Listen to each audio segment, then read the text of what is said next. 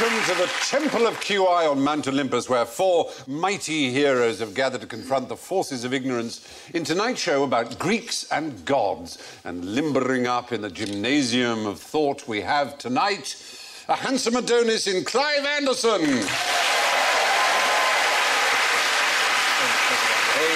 cunning Odysseus, Rich Hall. A legendary demigod, Phill Jupitus. And our Achilles heel, Alan Davis.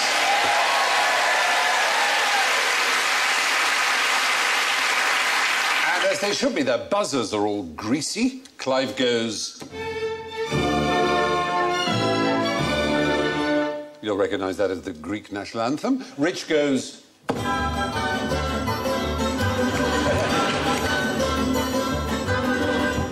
Phill goes...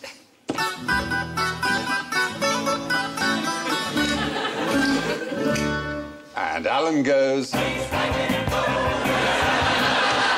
you are. And now that we're all nicely greased up, here's my first question. You're a wealthy Athenian and you've been invited to sponsor a battleship. How do you get out of it? Do you need to? Well, out of the ship. No, out of the sponsorship. Out of the sponsorship, yeah. How do you get out of sponsoring? It's a very expensive business. Oh, I see. If you were rich, did you have to... Not if you were rich, because I don't think... Have you ever funded the Greek Navy? I have never funded the Greek Navy, not to my knowledge, no. But if history has taught us anything, it's that I should have.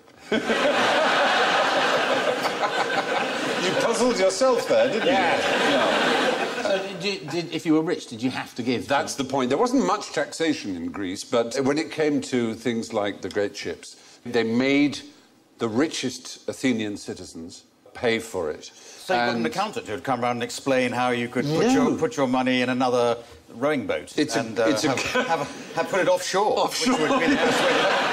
No, well, oddly enough, the great thing about Greece is it was a true democracy in such an extraordinary way. If your property was worth 70 times more than the average wage of a skilled worker, they said, therefore, you have to pay for our navy. To challenge it, all you had to do was find someone you thought was richer, and you would appear together in court. And there was this brilliant system, which was you would offer to swap all your property with the guy you thought was richer. Right. And the guy you thought was richer... Bagsy swapsy with you, Stephen. Oh, right, OK. So you're telling me that the Greek military tactics were based loosely on swap shops? Yeah. Multicolored swapos shopos, yeah. Kind of. Oh. No, it's quite a clever idea, though, isn't it? Sponsorship is Greek, then, is it? Well, not necessarily Greek. I guess probably people had sponsored things before then. But the ship bit of words... Oh, the ship... Yeah. Sponsorship, championship... That's Germanic. Premiership, is it? Yeah. Just curious. Yeah.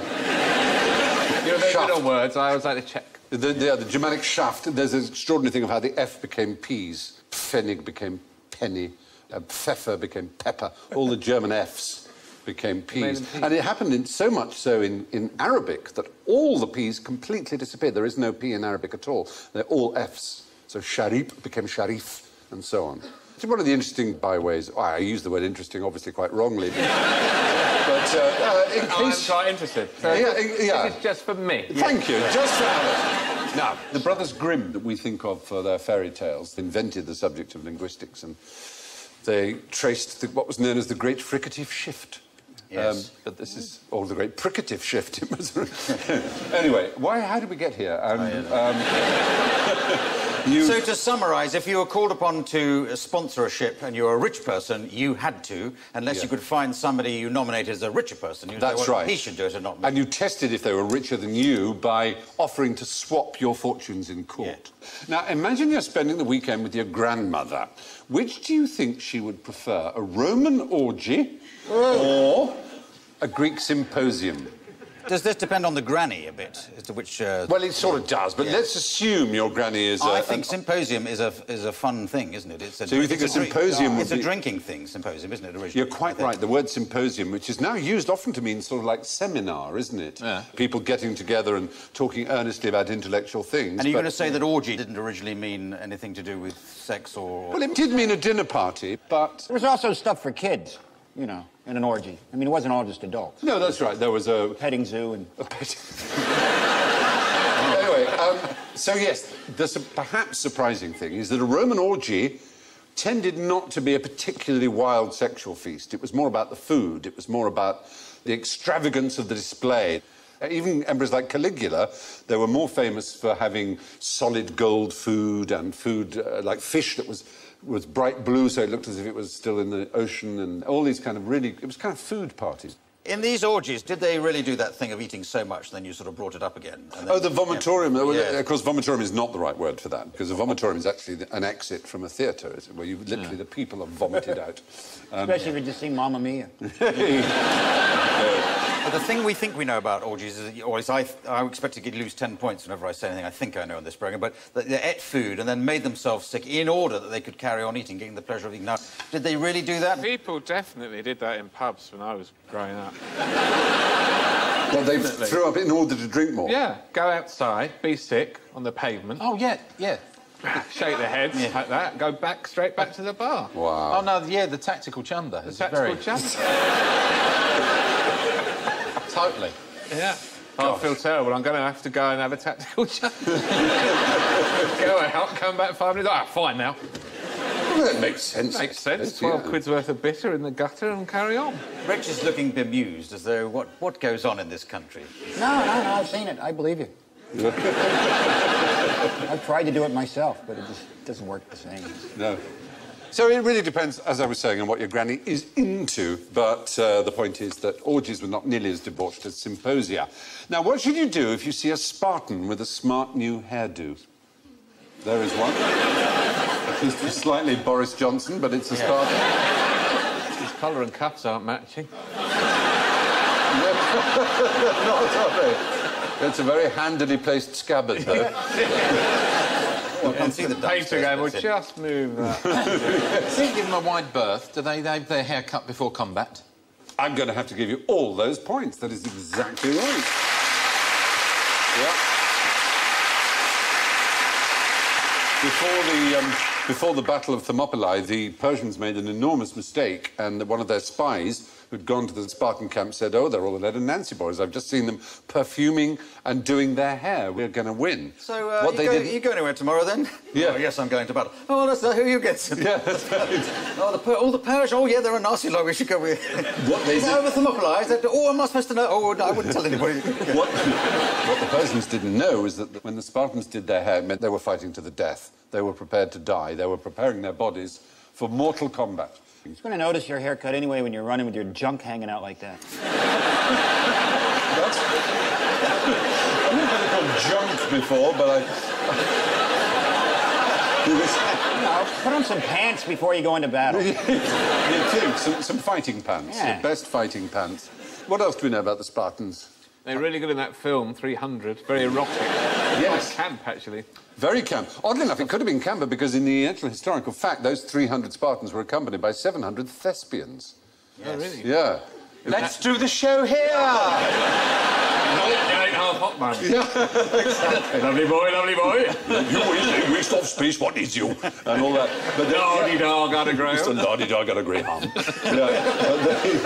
Were they all very... These city-states, was it sort of stereotyping? They said, all those Spartans are like that, the Athenians are like that. Or were they genuinely run on very different lines? I think they were run on different lines. I mean, as you know, the Spartans and the Athenians eventually went to war, and sadly, for most of us who loved classical civilization, it was the Spartans who won, who were the least interested in art and harmony and music and mathematics and logic and politics. They were a warlike race. It's a bit like as if the Klingons beat the Vulcans in the world of Star Trek.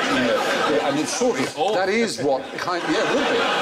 And that's basically what Star Trek is kind of based on. It's unthinkable, Stephen. I know. Can you imagine such a thing? Or the Daleks. Yeah. Yeah. A warrior people. Or Britain beating France or something. Yes. Do you know the word laconic? I don't know, is it from Star Trek? Do you know what the word laconic means? I do. Yeah. Kind of means taking your time. Yeah, taking your time. Before you answer. But I'll tell you the story about when the Peloponnesian War took place and the Athenians were at war with the... They sent a messenger to Sparta and they said, if we beat you, we will not spare your children, we will destroy your civilization, we will kill everybody, we will spare no one. And the Spartans sent back one-word reply. Yeah, bothered. No. Similar.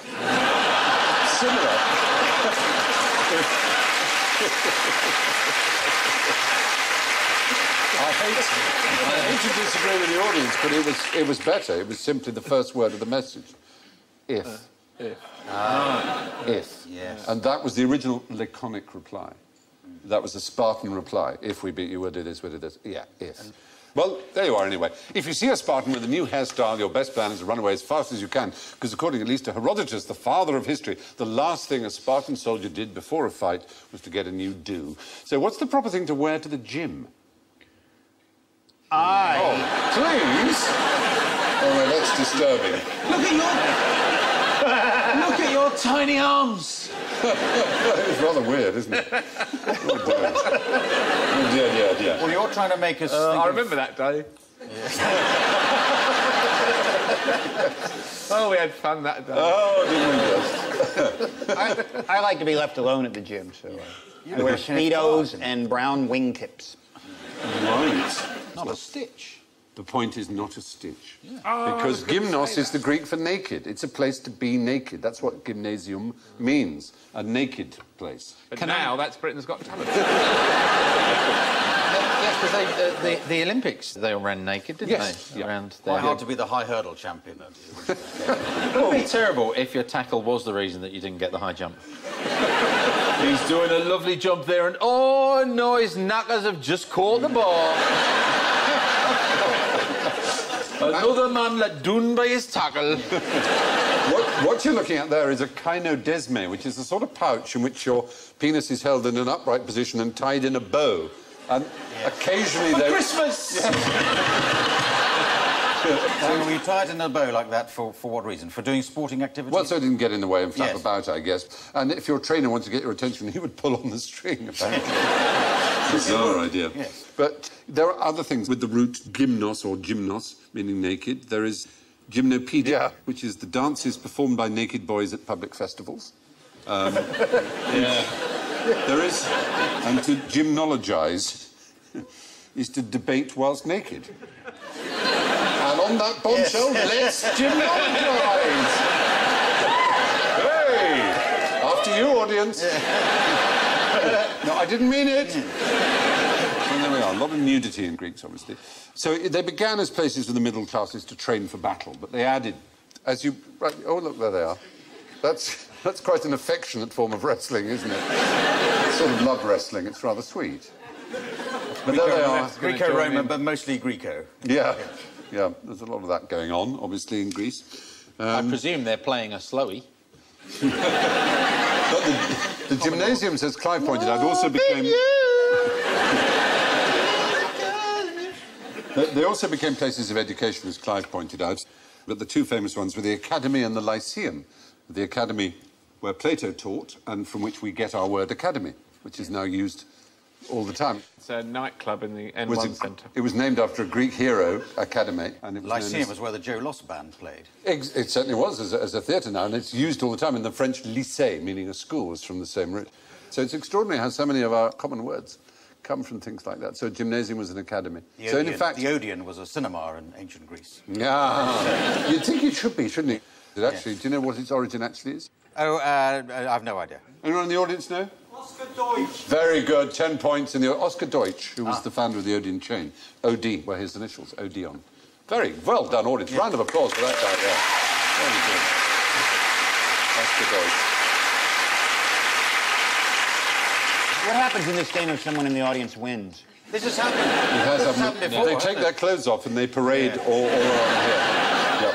So there we are, very good. So to the ancient Greeks, a gymnasium or gymnasium was a place to get naked, though in practice they'd like to wear a bit of support when working out. Now, name the event in which Baron de Coubertin won his own Olympic medal. Who was Baron de Coubertin? Was he the one who reinvented the Olympic Games? Yeah, he's known as the father of the modern Olympic movement. Yeah. And so he obviously set up one event that he's the only person who did, so that he could win it. To give him credit, he did it anonymously. Ah. So that's why he's wearing a false moustache. How many events can you enter anonymously? Not too many, I suppose. Exactly. But, so it's got to be something when you're hidden. You don't need to be seen. It's a race between pantomime horses, and he was the back end of one of the winning horse. It's not as absurd as it sounds. I mean, there were some really odd Olympic events at the beginning. You're completely hidden? Well... Tunnelling. Yes, Olympic tunnelling. You're thinking of physical things, aren't you? But the Olympic Games was wider than that. So, essay writing or poem composing? Poem is the answer. Ah. He won the gold medal for poetry. Excellent. Shut up. Oh, you think that's weird? All the way up to 1948, there was a gold medal for town planning in the Olympics. Won by Milton Keynes. Lost by Milton Keynes, you would imagine. But no, there were all kinds of artistic categories. There was sculpture, music, painting, literature. Sculpture. And look at him go, the young Greek.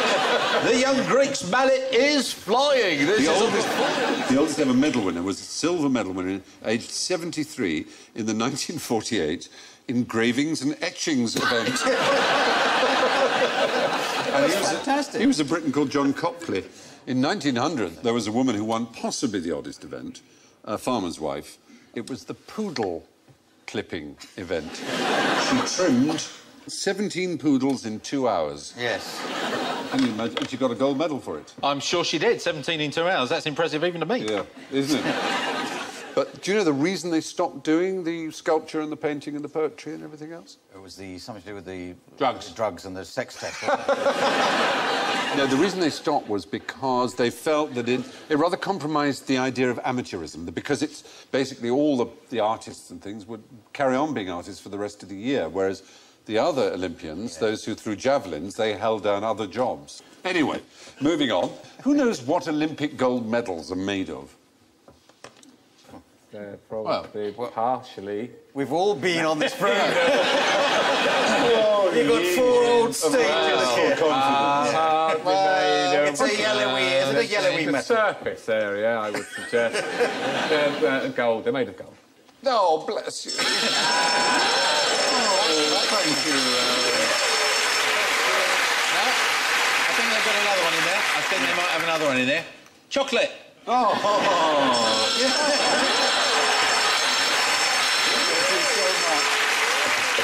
How did you know?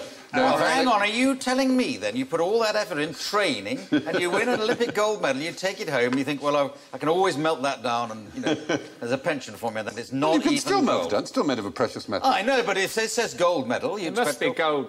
It's gold in colour. There is a very gold small amount of gold. on the top. It has to be 92.5% at least silver. Oh, I'm determined to get an Olympic gold medal now, and I get to sue them. They should make the bronze. They should make the Demanding bronze. gold. The last ones made entirely of gold were in 1912. But you think bronze... Should be made out of lead. Because then whoever's third is just... Why are they so big? If they made them a bit smaller, then No, they they're could not make them out of actual gold. size, Clive. No, wait. Have you ever seen them? Like huge medallions. But if They're not made as them big as a tiny, Jim they will could- fix it. Oh, well, John, you've won the 100 metres. Isn't it? Oh, jewellery. So they're silver medals. They're mostly made of Just silver, coloured in but it. with a small amount of gold, 6 grams of gold, usually. Yes. Now, but imagine that they were 18-carat gold.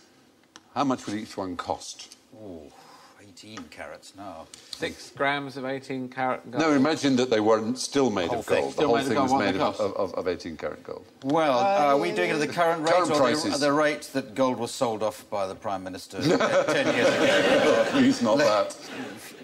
How much is gold? £5,000 each? No, 3,000. Oh. Not bad, not bad. £3,000. That would be 1.5 million over the course of the competition, which you might think was worthwhile, that it was worthwhile in considering how much they cost. Yes. The Olympic Games, 1.5 million is a small proportion of them if you were actually to reward your gold medalists with real gold.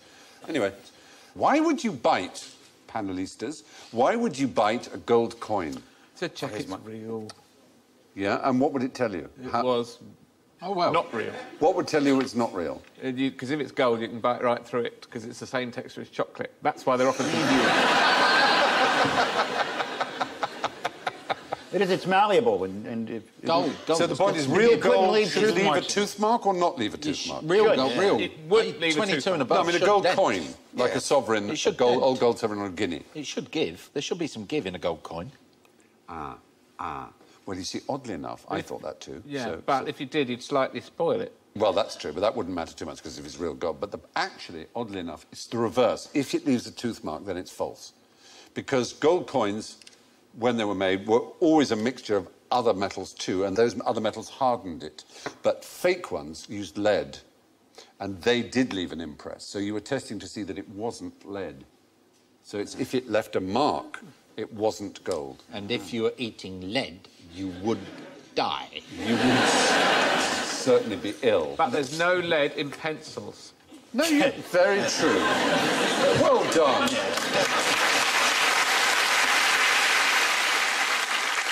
I've been told that all the gold that exists in the world could be put into this room if it was compressed into a cube. Well, most probably. Only 161,000 tons of gold has ever been mined in all human history, it's calculated, and the large proportion of that in the last 50 years.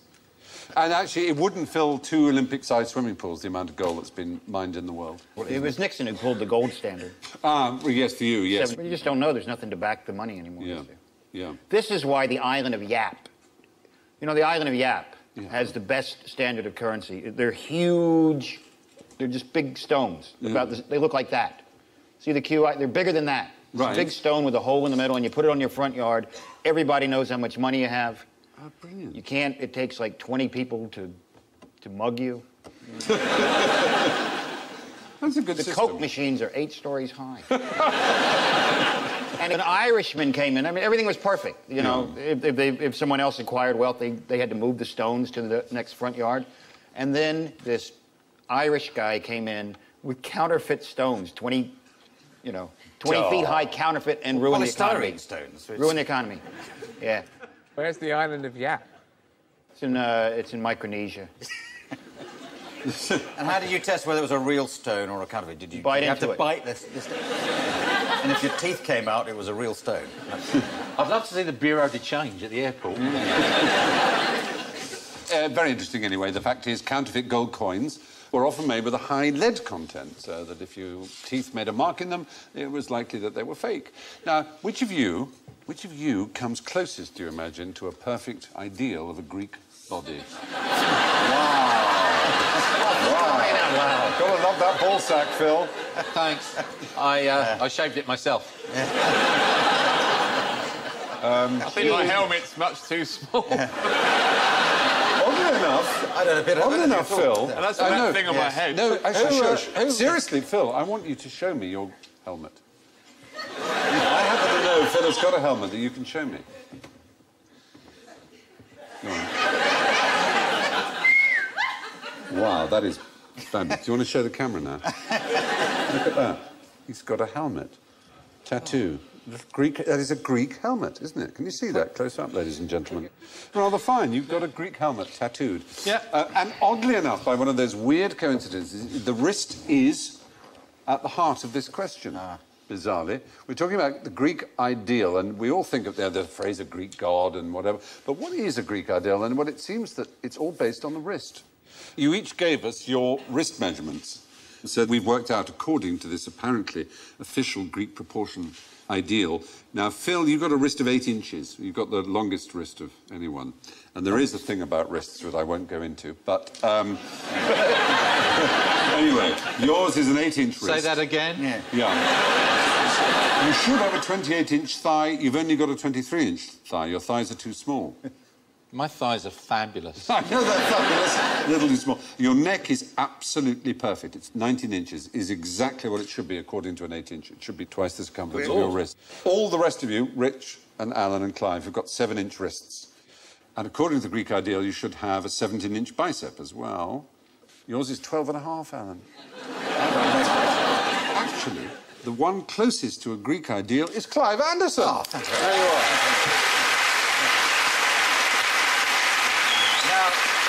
So the only one of you with one of your lineaments being perfectly Greek is actually Phil, who has a perfect Greek neck. That's it. There's no feeling that the reputation of the Greeks has gone down in the course of this. Well, I think it shows that obviously their ideal, it seems, was rather butcher, rather more A big, solid. fat old neck, apparently. Maybe. There was a man called Eugene Sandow, or Sandov, I don't know how he pronounced it. There he is. He was the first of the famous bodybuilders we had. Obviously, Charles Atlas and Arnold Schwarzenegger and many others. He had a very nasty accident earlier in life. He did. Well, he had a very nasty accident about 5 seconds after that picture was taken. He was trying to lift that column. Well, you can see he has got a damn good physique for someone of that period, you know, way before the days of protein whey powders and the anabolic steroids, things they use these days.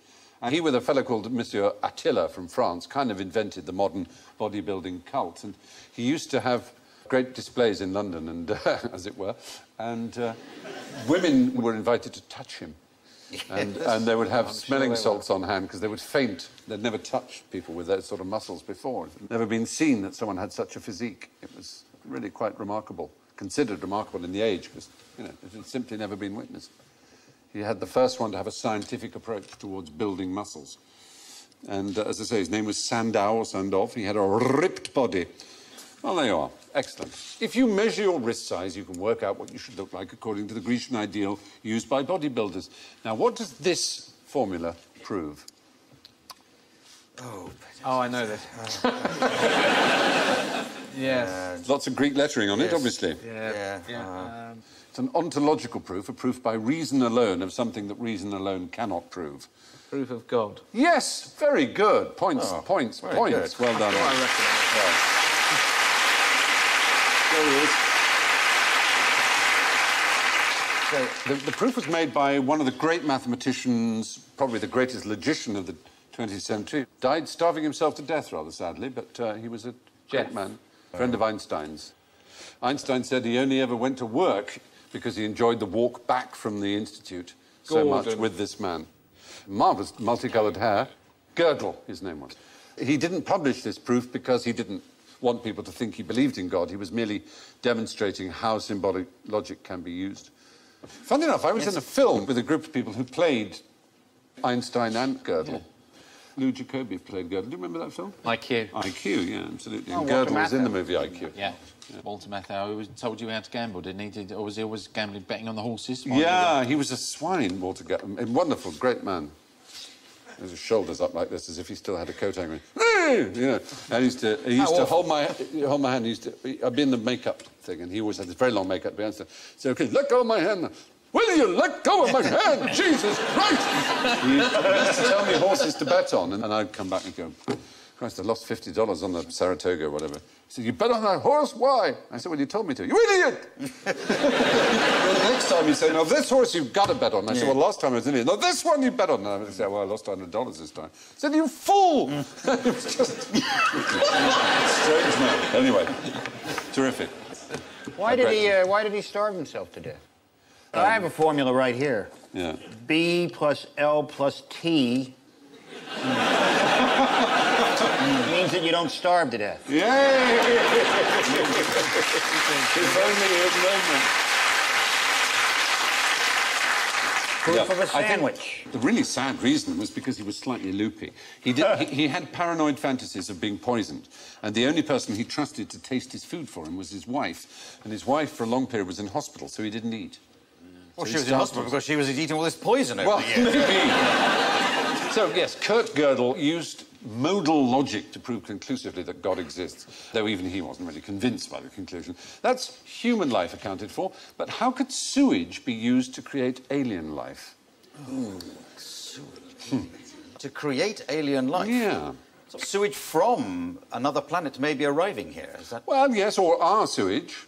Our astronauts jettisoned their doings into space. Yes. There is an enormous amount of human poop up now in the solar system, orbiting the Earth. In fact, there's a film of human faeces on most space junk. So they just eject it. They don't bring it back with them like in a plastic bag, like you might with your dog or something. They may do occasionally, but a lot of it is simply jettisoned. Yeah. They're just inconsiderate. And Arthur C. Clarke there had this theory of toilets of the gods. It was an article he wrote. Yeah. Suggested that maybe even our life form, as you might have suggested, was descended from poo from another civilization. We are descended from poo? He said that's possible.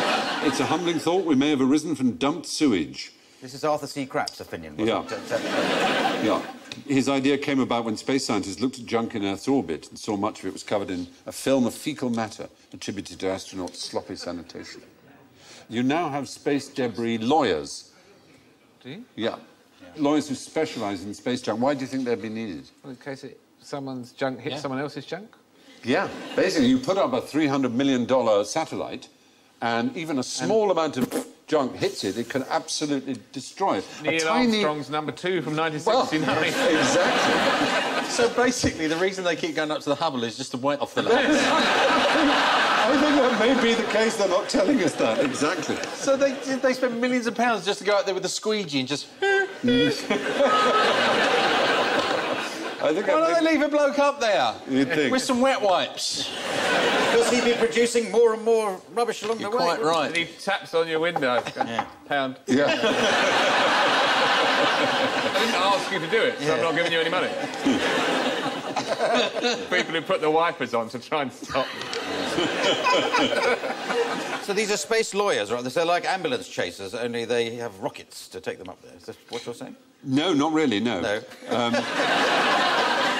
But there you are. It's an extraordinary thought, isn't it? Reasonably extraordinary. Extraordinary enough, I hope, for our purposes. No, we only call ourselves quite interesting. We don't call ourselves astonishing. Right. Good. So human waste could be the beginning of life on other planets. In fact, Arthur C. Clarke suggested we might all have developed from alien sewage. Anyway, brace yourselves now as we rashly prise open the Pandora's box of general ignorance. So fingers, please, on buttons.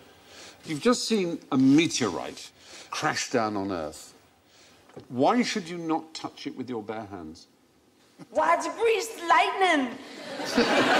There. Too hot? No, not too hot. Too cold. Yes, too cold. Oddly enough, even though it's minus 240 to 270 degrees Celsius when it's in space, and even though it heats up going through the atmosphere, it's still inside incredibly cold, and the outside is cold, so you might get frostbite if you handle it for too long. It's like a baked Alaska or something like that. Yeah, well, no, it's really cold inside and really cold outside. All those poos up in space, and they're all frozen solid. And they would be, yes. Ooh, horrible thought. quite a clang. Yeah, I guess that's... Oh, there they are. Around 50,000 meteorites larger than 20 grams fall from space to Earth every year. 50,000. Quite a lot. A hell of a lot. But most of them are lost At sea. at sea, because two-thirds of the planet is sea. But more have been found on which continent than any other? Australia. No. Antarctica. Yay, Antarctica, yes. Because they're attracted by the cold. They're homing instinct. That's a bit tough on the penguins, really. How many deaths have been recorded by meteorite strikes? Oh, yeah, that's the penguin. That's what I always stand up, because it's less of a surface area. Don't touch that, it's freezing. Oh, that'd be ridiculous. 3. None reported. No. A dog was reportedly killed by one in Egypt in 1911, but no human deaths. Boy was hit but not seriously injured in Uganda, 92. Hit by a meteorite that fell out of space. It's freezing cold and not seriously injured. What are they made of? Never mind. Just carry on. Oh, we killed the dog. There, that's a backlit meteorite. They've got holes in, as you can see. It's rather splendid. That poor person's hand is now welded to it by the cold. I guess it's been allowed to chambre. I guess it has its now equalised its temperature with Earth. A chambre meteorite. Group reader. You best serve at room temperature. Always serve your meteorites. I think so. I think that's right. Anyway, what happens the instant you get sucked into a vacuum? You die. Well... Why, it's greased lightning! You die instantly from 68... Oh, Alan. A vacuum. If a human being were to be inside a vacuum, you wouldn't die instantly. I mean, you wouldn't last long, obviously, because there's no air. I bet it wouldn't be any worse than being in, like, Belgium. Or Watford. How long will we get, then, in this vacuum if Depends how much air you'd breathed in just Oh, before you... yeah. Oh, no, I'm now basing an answer on something I saw in a science fiction film. Breathe out, you exhale. You're right. You shouldn't hold your breath. But having breathed out, are we talking seconds, minutes, Minutes. hours, minutes? Minutes. Yeah, clearly not hours. You can't survive hours without air. Yeah. Well, gas escaping from your body would make you simultaneously defecate, projectile vomit, and urinate. But without... Been to Just like an parties astronaut. that, yes. But I bet they've done it with small mammals in labs. I fear they probably have done experiments, and that's how we See what know. happened? I'm God, afraid put a that's how bloody we cat know. in there. Experiments with animals. You can survive with no appreciable long-term problems for a couple of minutes. Yeah, the first Really, sensation what would will you be do the... at that time? Well, quite. The first sensation will be the moisture in your tongue boiling. The loss of taste may continue for days. They have had accidents involving humans, that's how they know. So it's like having a very, very strong curry. If you like. Tongue boils and then all your innards fall out. Yeah. Basically, it's a kind of vindaloo. A vacuum loo. Yeah, it's pretty unpleasant. I mean, avoid it if you see one of those things. Avoid vacuum. Don't go in. What an idiot he was. Bless. Various experiments and accidents have shown that people can actually survive in a vacuum for a couple of minutes at any rate. Which country has weekly news broadcasts in Latin? Untii Latini. The Vatican City would surely have that. Vatican City, eh? Well, It's going well tonight. it's going very well, isn't it? Do we? No, we don't. Channel 5 do them in Pig Latin every couple of weeks for a laugh. And Aune, the headlines hey. Udete, the I'm Minister pray. It's a 5-minute Latin news bulletin once a week at 5 to 2 in the afternoon every Friday.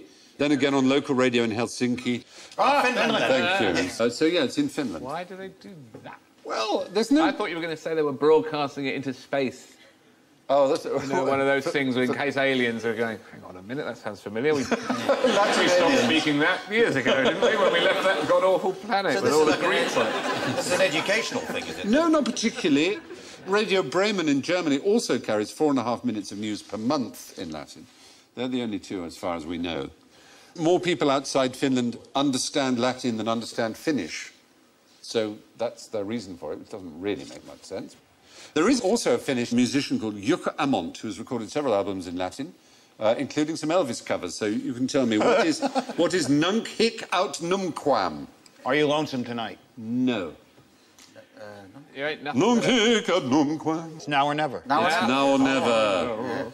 Cor lignium. Jailhouse Rock. Wooden heart. Thank you, Wooden Heart. Very good. And tenere me ama. Love me tender. Tender. Love me tender. Love me tender. There you are, exactly. Isn't that I pleasing? wasn't demanding that you love me tender, Rich. You can relax. You can stand down. You can be as rough as you like. Excellent. You know you're going to have a symposium. Excellent. For some reason, Finland has a radio station which broadcasts the news in Latin, as does Bremen. Now, what are you most likely to see thrown at the end of a Greek meal? Plate.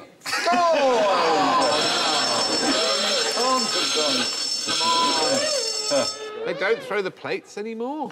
No, they don't, for health and safety reasons. What else? There used to be I can't remember where I was on holiday, but there were two restaurants, and one there was plate throwing, and one there wasn't. Camden, that is. That was the main. It was the main choice you made of an evening: plate throwing Should we or not guess? plate throwing. And you would sit in the quiet one, having a nice quiet meal, and you could about 10:30 you could hear them kick off at the one. Must be fantastic for the Greek plate constructing industry, the potteries of Greece. It was fantastic. Get through a new set every night. They're mainly seconds. Yeah, they are mainly. I think you're probably right. It's not the best. No, now, unfortunately, it tends mostly to be... It's rice or something. Paper. No, it's soft, something soft, yeah. Something that can't hurt, you can't be sued Women. by.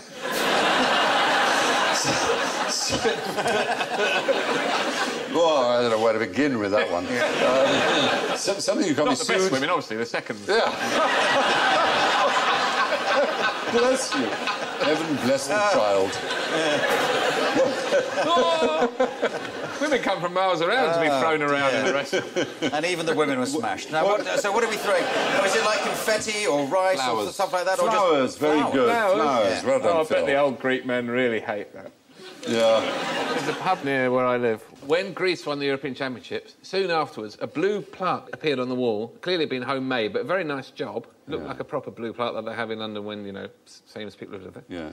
And it said, this is to commemorate that in 2004, when Greece won the European Championships, and then there's a Greek name, like Angelos Christeas or something, ran naked down the New North Road. Returning to the traditions of ancient Greece. I was going to say, that rather completes our circle, doesn't it? Gymnost all the way down the New North Road. I think that's very pleasing. Very pleased about that. So, yeah, due to health and safety gone mad, restaurants in Greece now require a licence to throw plates. So nowadays it's more common to see flowers thrown. You don't need a licence. They're cheaper and they make less mess. But now, talking of mess, the scores. But we should do this the Athenian way. We should offer Alan the chance, because I can say that Alan is coming last. It's one of my best features. He's...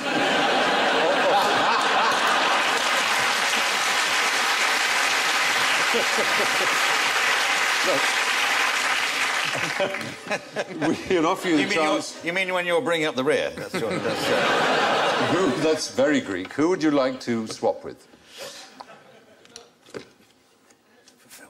The audience.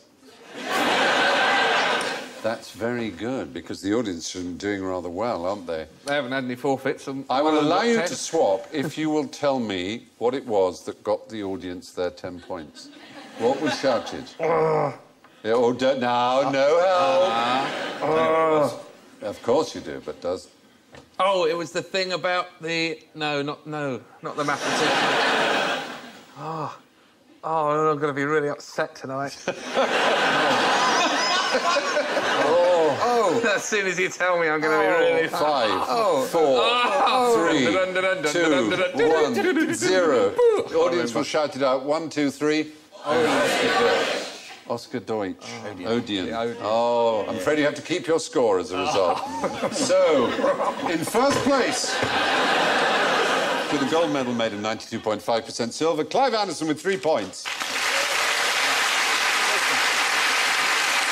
In second place, with 2 points, Rich Hall.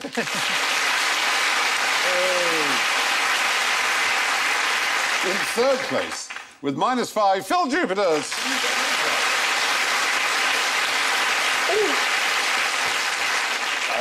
In fourth place, oh dear, with -47, Alan David.